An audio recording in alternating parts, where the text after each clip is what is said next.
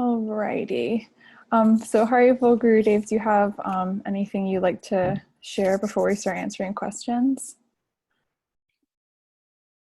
Not really. Okay. Nothing new. Alrighty.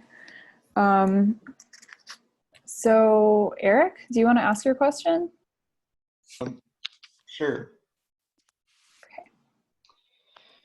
Okay. Haribol, Dandavats Maharaj. So my question for this week kind of has to do with, I guess, etiquette in regards to, well, relating to initiation and receiving the holy name from a spiritual master.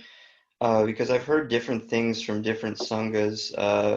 Like, I have friends who are in Sri Chaitanya Saraswat Mat I think that's descended from Srila Sridhar Maharaj, who's your Shiksha Guru.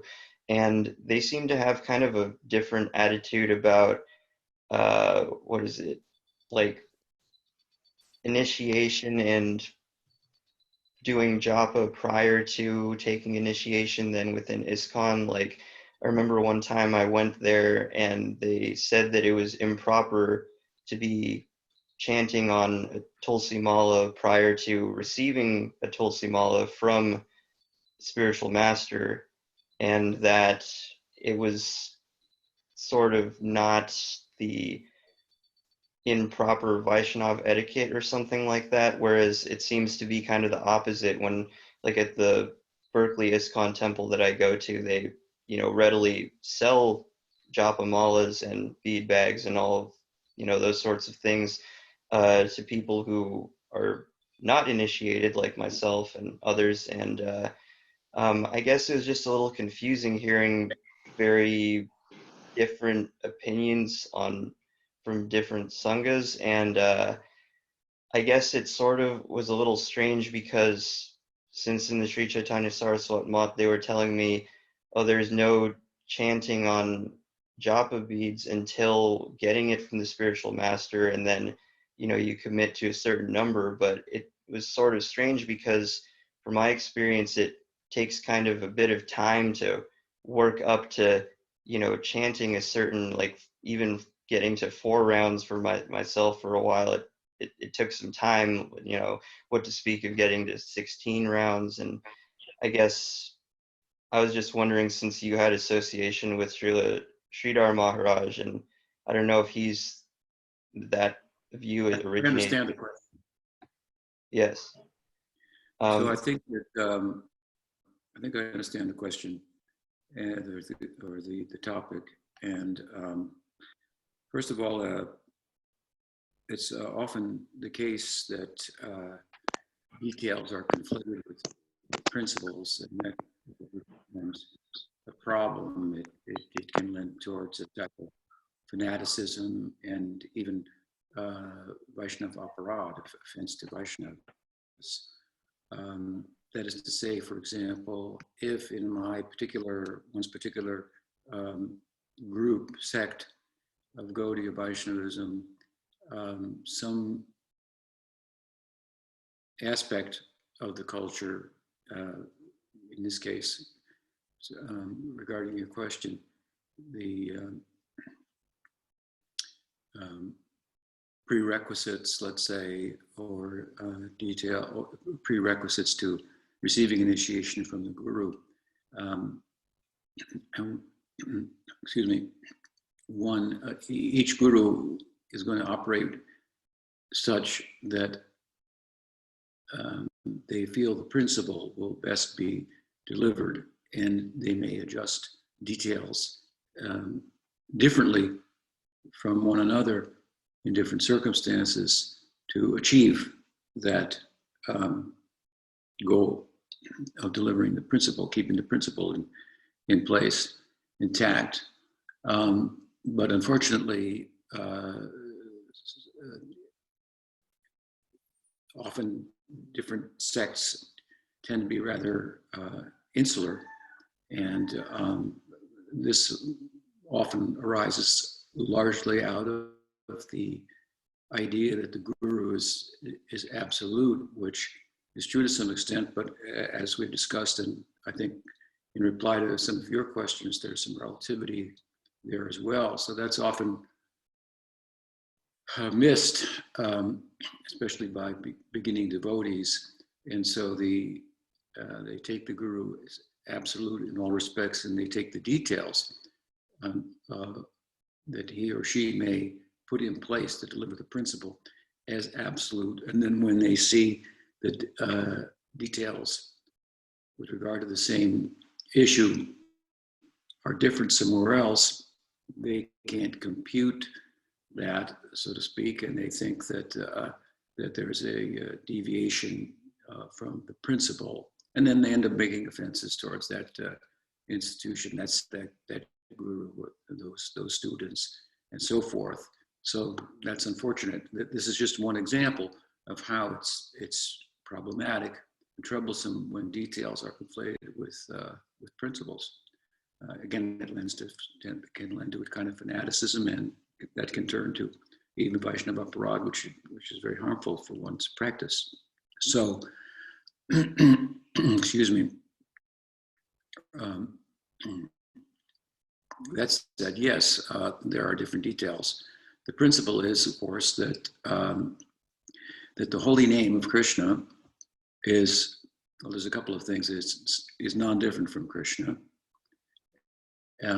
It's clearly stated in the sacred text that the name is independent of diksha, of initiation, which means to say that Krishna can do whatever he wants. So he's not dependent upon being received in a particular way. He can give himself to whomever he wants. That said, he chooses to give himself to others through the agency of his devotees. Indeed, his devotees are the manifestation of his own Kripa Shakti, his own grace, his own mercy. Krishna, in his relative to this, is not biased. He's impartial, and at the same time, through his devotees, his compassionate nature is expressed, and so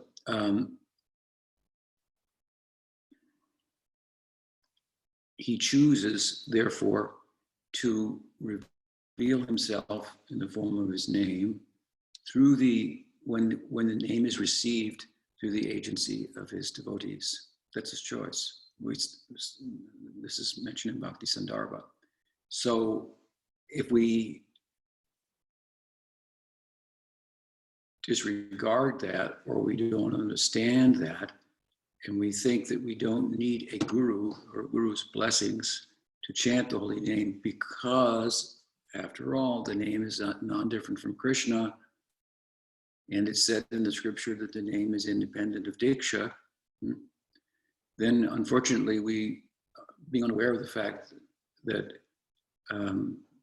for example, if there are 10 offenses to the name as well, one of them is to disregard the guru, and I'll be committing that offense by disregarding the guru and thinking I'll just take the holy name. So this is the kind of thing we're going to learn from a guru. For example, we're going to learn the 10 offenses. At the time, Bhaktivinoda Thakur, he was very concerned about siksha, and he wrote many books to serve that end of supplying siksha in the community of many, many nominal Vaishnavas who received initiation or were born into Vaishnavism, but really weren't educated in the teaching. They didn't get the Sambandha Gyan, so they didn't know the difference between, yes, I'm a Vaishnava, I chant Krishna, and over here they chant Kali, same thing, you know, and it actually, there's a difference, an important difference, and so forth. So from the guru, for example, we learned the 10 offenses. This is one of them, to disregard the guru. So even though the name is independent of diksha, if we disregard the guru, I think we can skip over that step well, then we end up committing nam-aparad. So this is the principle. The name of Krishna, Krishna in the form of his name, chooses to reveal himself to others through the agency of the Guru. And so therefore, we should receive the blessing of the Guru to chant the holy name. And that's the principle. So then in different sects, in order to emphasize that point, among other points, then different details will be put in place as determined by the particular acharya or guru of that sect in order to bring that about. So for example, in Sri Chaitanya Sangha, Pujapad Sridhar Maharaj sought to clearly make this point that you cannot chant the holy name in japa without receiving from the guru. So they would not give the japa mala until the time of initiation. And they would stress the point that there's the market mala and there's the guru mala. Sure, you can go to the market, you can buy a mala and so forth. Everything's great, but if you hadn't received it from the guru properly, then it won't be effective. You will be subject to this aparad of disregarding the guru avagya, and so forth. So there's an example of how by putting in place a particular detail that we will only give the mala to those who have taken initiation at that time, they will receive the mala. That's how Sridhar Maharaj sought to, in his particular mission, emphasize that point, if you will. Now, that said, he allowed, obviously, other persons to come and perform kirtan, participate in kirtan. I don't think that he would encourage them or even might instruct them not to read the Bhagavatam either, but rather to hear it in the temple from the Bhagavad discourses given by qualified devotees. So he's emphasizing a particular point by those details. But others will, as I say, put in place other details relative to their situation and with a view to emphasize the same principle, if you will. So let's take International Society for Krishna Consciousness, founded by Srila Prabhupada, and the different circumstance, of course, that he found himself in all over the world, different countries in the West and North America, South America. I think he went everywhere but Asia, but the Far East, I should say, practically with his campaign.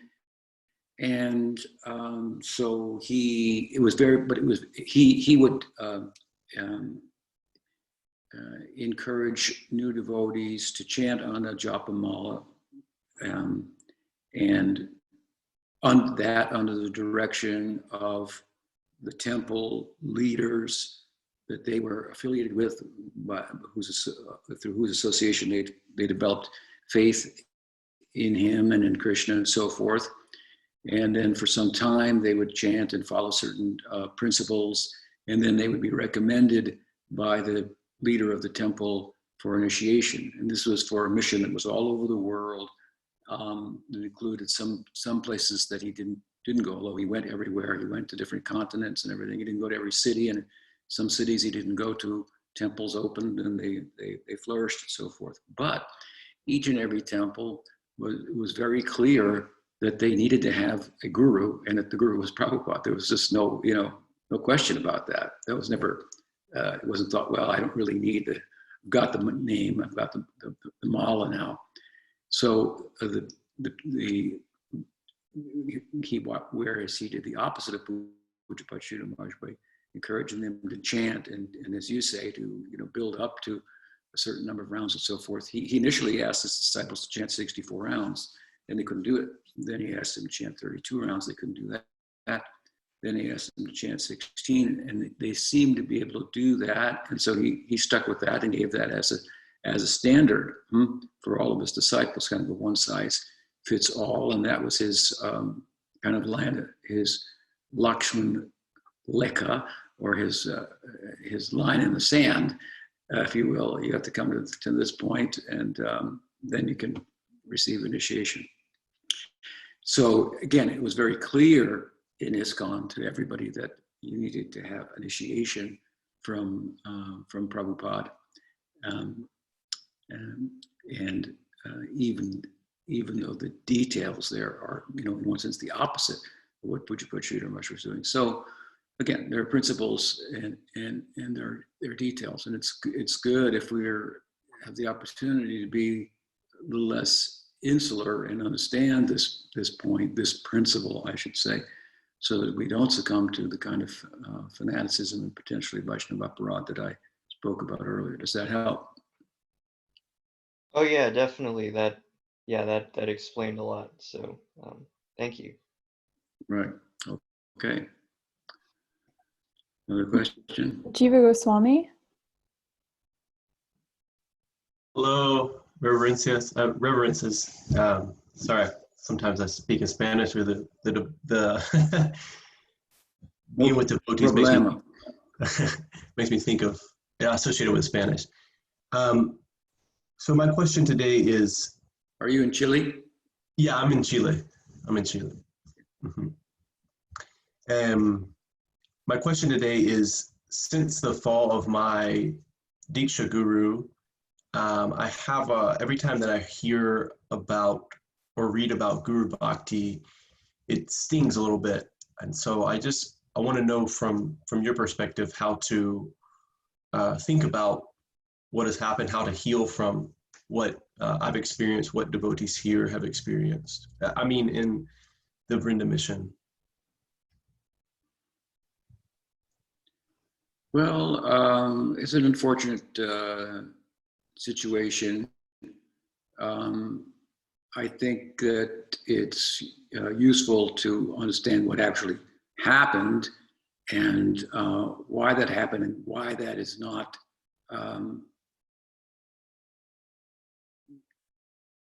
as disconcerting as it is. It's not a new phenomenon. It's something that has occurred over the centuries. And so it is a distinct possibility, although it's not one that we typically entertain upon entering into the tradition and so forth. But it is, and it may happen to us.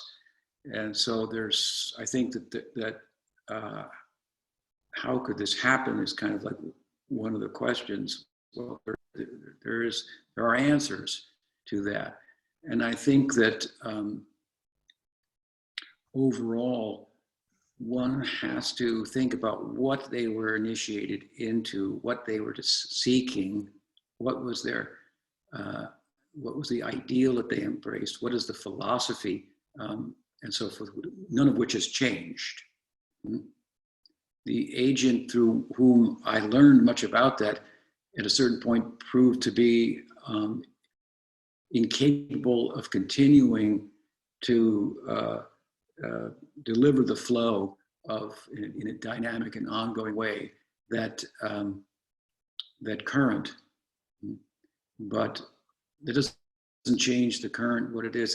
Did I join, based on the charisma of a person, or to some extent, yes. But what was he or she saying and representing is really the bigger issue, and that's what the guru is, just a peon, really, a garbage collector, coming to pick up the garbage from us that we may be sent on to Krishna. So I think that's important, and early on in the Gaudiya tradition, this possibility was dealt with, and this is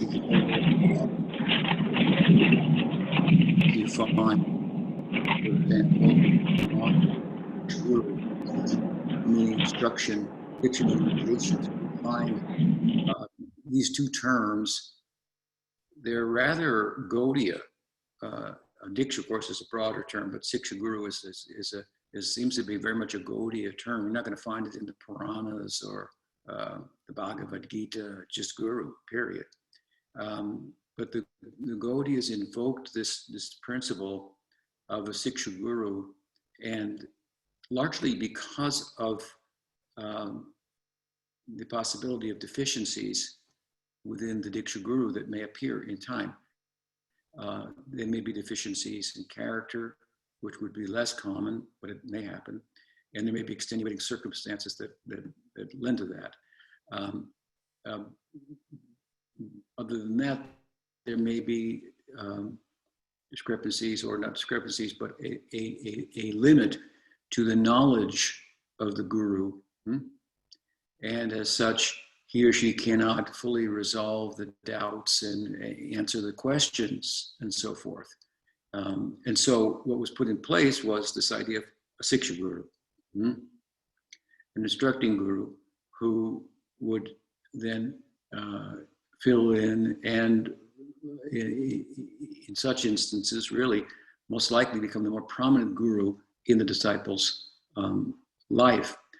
And this was done, I believe, in an attempt to preserve the regard for the Guru, which is an important thing. And so then the Diksha Guru would be regarded at some distance, not discarded and so forth. That said, of course, then it's also mentioned, for example, Hari Bhakti Vilas or Bhakti Sandarbha as well, that there may be certain conduct on the part of the Guru that warrants the initiating Guru rejecting him or her altogether. In the case of Paramarviti Maharaj, the founder of the Vrinda Mission, who I've known, since many years, he unfortunately succumbed to considerable lapses in moral character, and then in response to that, his response to that was worse than the problem in the first place. His response to that turned in the direction of Vaishnava Aparad by not being able to own up to it sufficiently, and then dismissing and even vilifying in some instances persons who were giving him sound and good advice that was more difficult to embrace. So you had a real problem there, unfortunately. It's sad, but you have to, and this is what yoga and spiritual discipline is about largely anyway, separate yourself from your emotions, material emotions, and with spiritual reasoning proceed. So what is the teaching, what the philosophy, what's been done in the past, how has the tradition dealt with this? If this happened to occur to me, well, it's not a new thing. So how has it been resolved in the past? And then we have to reflect on, what is it I joined for? It's not suddenly that this Guru has proven incapable of guiding me in ways that he did in the past, which were effective. Doesn't mean I suddenly became, now I'm the body, now the mind is the brain, and there's no God and so forth. Those things don't change, right? So it's an important piece, obviously, of the equation, but it is replaceable, I would say. Not something you can do away with, but again, we can take further guidance from the qualified instructing Guru, and we may need to reject the initiating Guru altogether, in which case we would take initiation from the Siksha Guru, who would then become our Diksha Guru as well. So I think that overall you have to have good company to go through, to successfully um, ride out the storm of that, if you will. And that good company is going to repeatedly give support by way of reflecting on the teaching, the philosophy. What that hasn't changed. So I think that's how you have to proceed. Does that help? Yes, thank you. Thanks for responding. So Okay. in the chat, there were 2 follow-up questions. So are you okay to answer those? Pardon me? There were 2 follow-up questions that devotees asked in the chat. Are you okay to answer? Okay, wait, Yeah. let me. So the first one is Hamsaduta just passed away.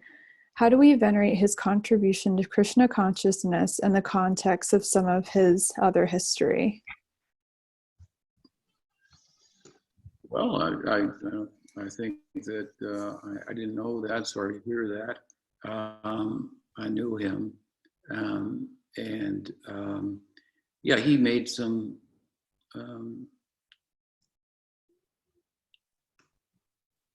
He was a contributing person in the early days of the International Society for Krishna Consciousness, and I think that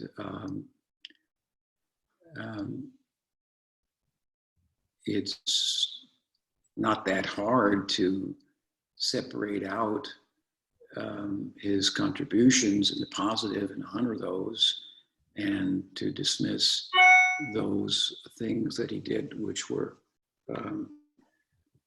some of which were counterproductive. We do that probably with all kinds of people in everyday life whom we have to interact with, even our own kids. We honor them. We kind of like, okay, some of the things they do are, are not something, are problematic, but there's nothing I can do about it. I care about them. And then there's the good things about them. So, I mean, he wasn't perfect. He was a charismatic person, and he made some significant contributions early on in ISKCON. So they're good. And he's a work in progress. So we expect he'll be taking birth again and pursuing the same ideals. So just like any devotee or any person, as I say, they have their upside, they have the downside. It's easy to distinguish between the two and distance oneself from the bad example, or learn from it, and in terms of what not to do. I mean, that's another way to look at it. So we honor him for the good things that he did, and we honor him for the bad things that he did, by which he taught us through his example what not to do. So I think that any devotee can be honored if you create enough distance. But you can't get too close to every devotee because they all don't have the best character and the best example. So he is an example of that. We honor him from a bit of a distance now. He's passed away from the world. So we should try to remember the good things that he did if we knew him, and especially if we were touched by those things. Certainly, then we'll have some affinity for him, and that will be good for him. What else?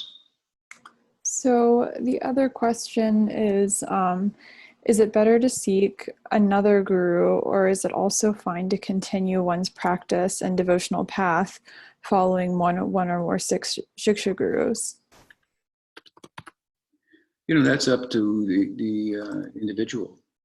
there are different courses one could take. In the case of the guru proving to have some failings and one needing to distance oneself from the guru, I think there are three courses one could take. One would be to honor the guru in the hopes that he or she would return to normalcy in due course, which of course they will, hopefully in this lifetime, but if not another lifetime. But someone might have been very close personally to that guru and feel that way, and feel that the good that they receive from them outweighs the bad, although the bad is bad and I can't associate with it now and I have to, create some distance and so forth. But still, one such person, such disciple may be of a disposition to honor the group, even pray to Krishna for him to be restored to his position. But this is all with a clear understanding of what happened and the fact that, one can't take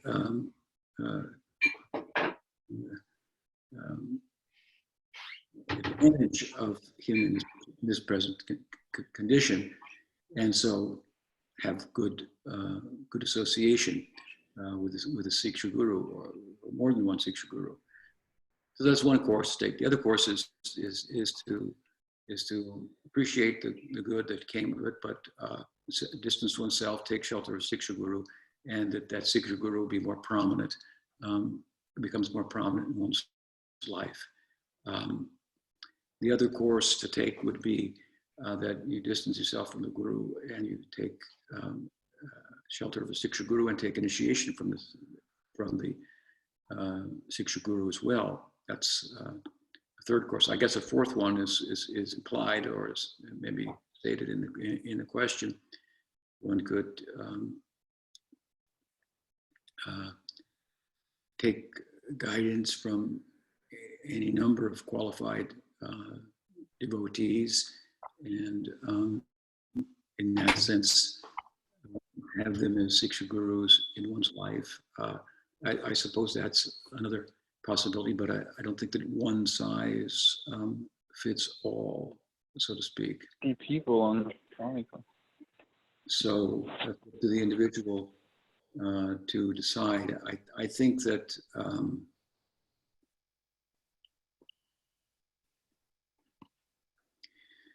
that to accept any number of Siksha gurus and not accept any one in particular and so forth, that may be a more difficult course to navigate. It may be more, especially for a less advanced devotee, to be able to sort out what's a principle, what's a detail, and the differences and so on and so forth that may come up, and to extract the essence of the pertinent siksha in each case. That might be a little difficult, but I think that if one's doing that and one feels comfortable with that, that's reasonable. It would likely, I would think, turn into a situation where a particular Siksha guru became prominent and really connected with your own faith and cause it to grow and so forth, such that he or she would become a prominent guru, the prominent guru figure in your life. So different ways to think about it. Hope that helps. Alrighty. Sumati, do you want to ask your question?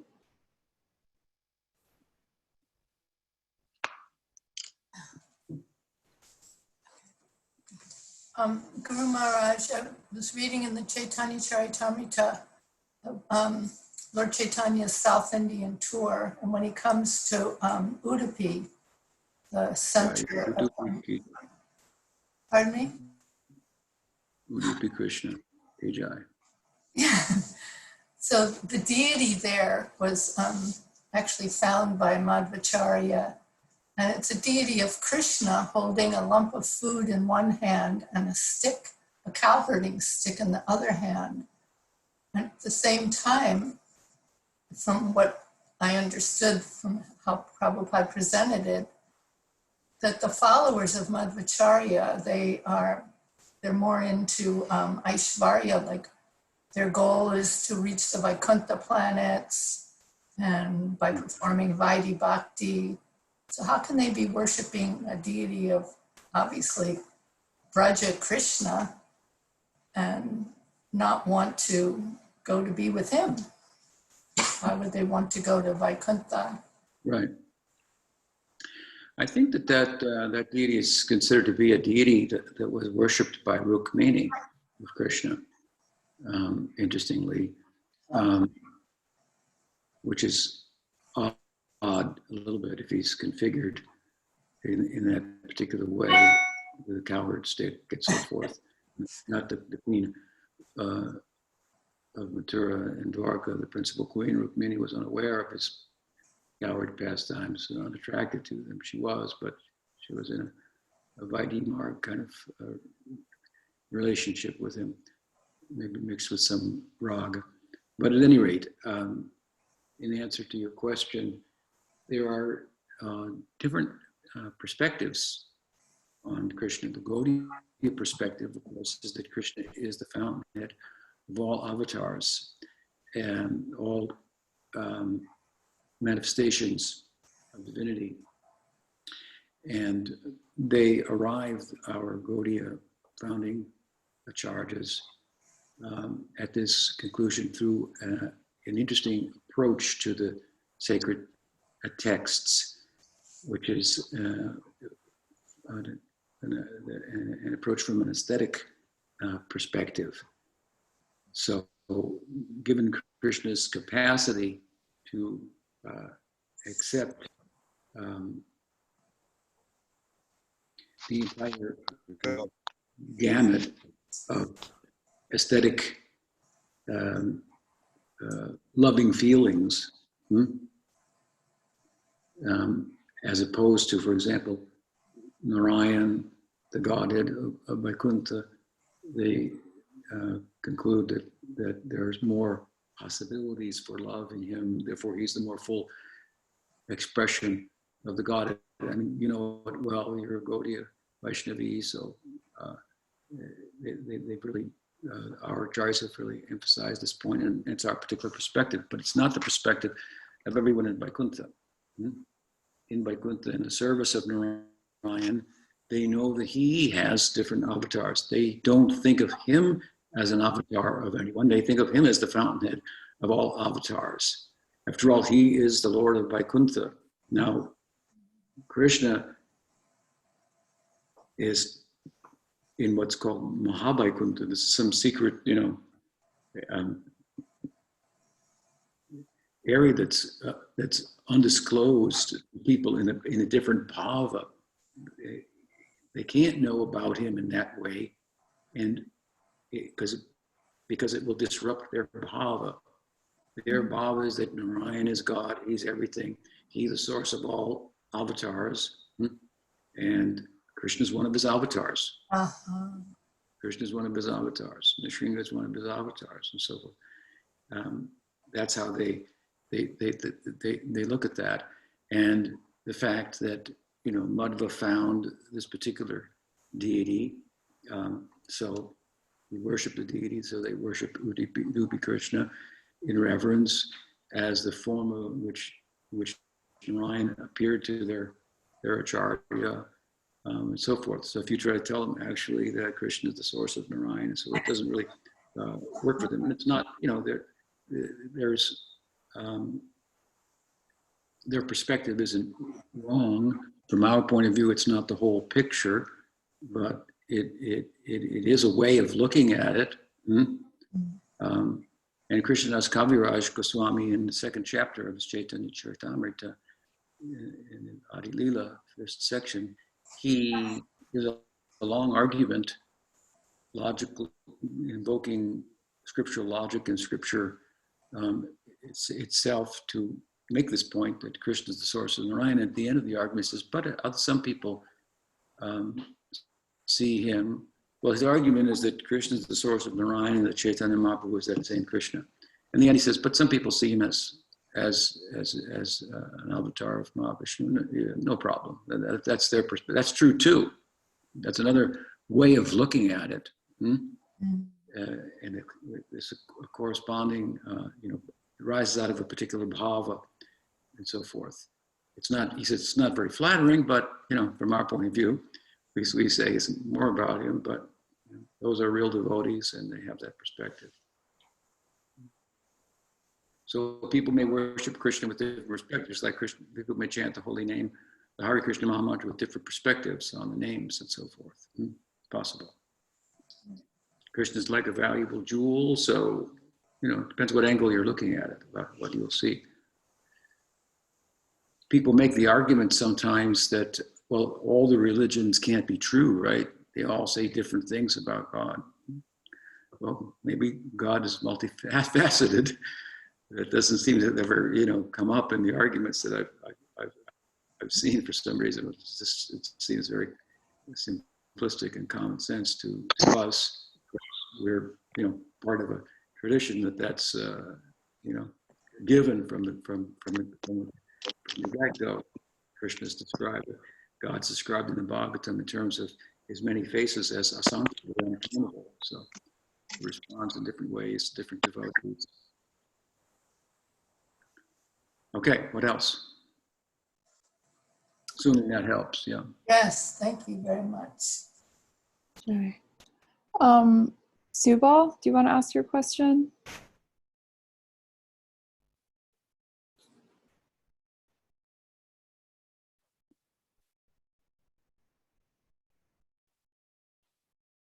Subal still here? Can you hear me? Yeah. All right. So, from the Gora Astakalya Lila series that we just went through, I have a question. Can you hear me? Yes, go ahead. Okay. It's described in the first section of the day when it's talking about Mahaprabhu's house. It said that he has 30 rooms, and then it goes through where all the different folks live in the house.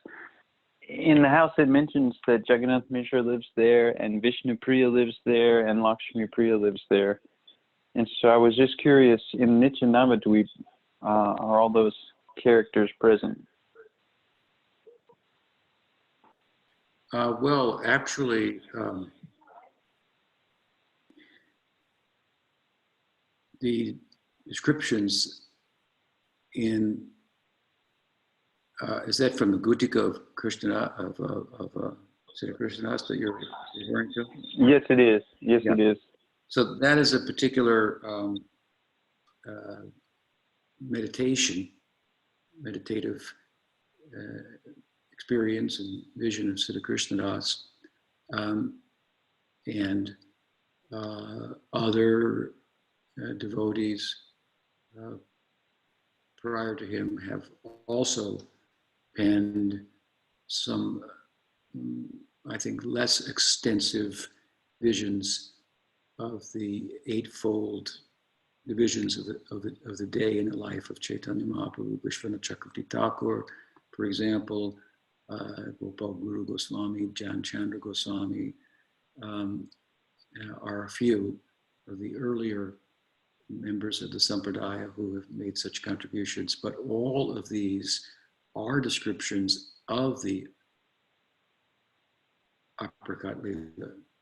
Your question is that how it appears in the Nitya Lila?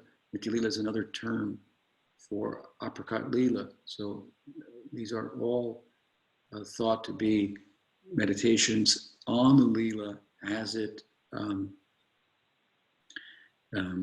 appears in what we call its apricot, its unmanifest condition, rather than how it appears on earth as it's described, for example, in Chaitanya Charitamrita or in Chaitanya Bhagavad or the poetry of Murari Gupta and so forth. So there are those descriptions. Those are descriptions of the Prakat Lila, and then you have the Apricot Lila. Therefore, for example, in the Gutika of Sri Krishnadas, you're not hearing anything about his taking sannyas, about the Jagannath Puri Leelas, his Antya Leela, his travels, his preaching, and so forth, because the Nitya Leela of Chaitanya Mahaprabhu with the Apricot Leela is that particular frame of the drama, a scene of the drama that starts with him manifesting as a Vaishnava and ends before he goes to Mathura. Just like in the descriptions of Govinda Lilamrita, Krishna Bhavanamrita, which are some of the poetic descriptions of Krishna's Nitya Lila, then it's only dealing with Krishna as a Kishore, as an adolescent, and before he goes to Mathura, as he does in the Prakat, in the manifest Leelas, to deal with Kamsa and so forth. So the same kind of window, if you will, is being emphasized. So all those descriptions are of the Nitya Lila. Did I misunderstand your question, or does that answer it? That answers my question, and I understand exactly what you said. My question is, if in the meditations on the Nitya Namadvip, if it's accurate to see that both Vishnu Priya and Lakshmi Priya would be there, and Jagannath Mishra and yes, of course. Sachi Mata. Yes, of course. Obviously, they couldn't be in the Prakat Lila both at the Right. same time. So it's only a description of the Nitya Lila. So yeah, I mean, there are going to be differences in those super subjective visionary accounts, meditative accounts, but basically they're the same. But yes, they'll all be there. Okay, excellent. Thank you. Thank you. So I don't think we have any more questions left, unless someone else has a question. We're almost out of time. Yeah, we have a few minutes, but fewer questions. Yeah. Gordon Ryan just said that he could ask one. Well, then we should. Do you want to unmute yourself, Gordon Ryan? Hey, Hare Krishna, Dana. Gurudev. Morning. How are you? Doing all right. How are you? Are you in Denver? Yes, I am. I'm trying to dig out my question here. Okay. Okay. Let's see. I just read in the CC that it was saying that cows are in Shantaras, and that didn't really make sense to me. I thought they would be in maybe Vatsalya or. You read that in Chaitanya Charitamrita? It was in the one of the purports. It's Right. talking about how the trees and grass and everything and the cows are in Shantaras and Gokul or Golok. Yeah, there are different perspectives on that. Vishwanath Chakravarti Thakur, for example, in his Bhagavatam commentary, places the cows in Vatsalya Rasa. But a muted form of Vatsalya Rasa, which will only be fully expressed in a human-like form of Yashoda, Nanda, Rohini, and so forth, and their followers. So, excuse me, that's a particular perspective. I think that the comments that you're referring to come from Bhaktisiddhanta Saraswati Thakur, and he tended to describe the non-human sector, if you will, trees, bees, birds, cows, and so forth, inanimate features of the Dham as a kind of a Shantarasa. So he had a different perspective. That said, Shantarasa is sometimes thought to be conspicuous by its absence in Goloka. Chaitanya Mahaprabhu said to have come to give the four bhavas of Braj, Dasya, Sakya, Vatsalya, and Madhurya. Shantarasa is, as described in Bhakti Rasamrita Sindhu and Bhakti Rasamrita Sindhu Bindu as well, not to reach in excellence the degree prem. So in Braj we have prem, pranay, snehaman, rag anurag, bhav, mahabhav, all these developments from prem, but Shantaras doesn't even reach up to prem. So there are persons, for example, in Shantarasa and Vaikuntha, they don't have prem, but they have Shantarasa.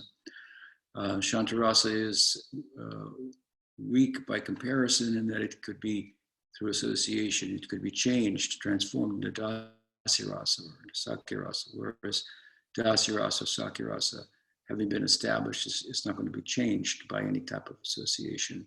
So it's minimized. It's interesting that in the secular aesthetics, Shanta is not considered a rasa because it's thought to have no object on which it focuses. And so for rasa, you need the object of love and you need the love itself, right? So in a nirvishesh idea of the absolute, an undifferentiated, indeterminate feature of the absolute, like Brahman, pure consciousness, there's no object to be focused on, to repose oneself in. Sometimes it's described as contentless consciousness, which doesn't make a lot of sense, but it's compared to like deep sleep, peaceful, restful, relief, kind of bliss from the busyness of the demands of the senses and the mind, the physical and psychic dimensions of our everyday reality. And so the secular aestheticians, if you will, they did not acknowledge Shanta as a rasa, but in Rupa Goswami's system of bhakti rasa, then he acknowledges that Shanta is a rasa because it does have the object of the Paramatma in kind of a beatific vision, to use a Catholic term. It lacks interest in the qualities and the pastimes of the Godhead in any of his forms, but is preoccupied with a passive adoration of the form of the Godhead.